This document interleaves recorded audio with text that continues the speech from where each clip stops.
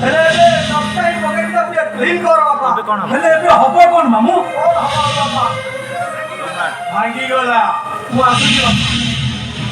ସେଦିନର ଝଡ଼ରେ ଏ ଘରର ଛତଟା ଉଷୁଳି ପଡ଼ିଥିଲା।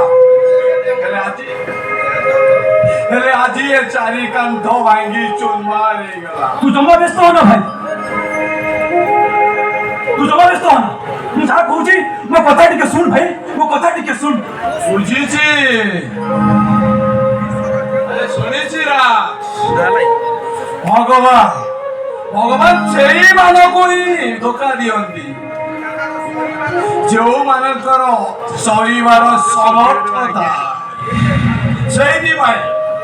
ସେଇଥିପାଇଁ ଏ ସମ୍ରାଟ ଦାସଟା କୋଉ ରକ୍ତ ମାଂସଧାରୀ ମଣିଷ ନୁହେଁ, ନା ମାଟିର ମଣିଷ ନୁହେଁ, ସେ ହେଉଛି ଗୋଟେ ଲୁହାର ମଣିଷ।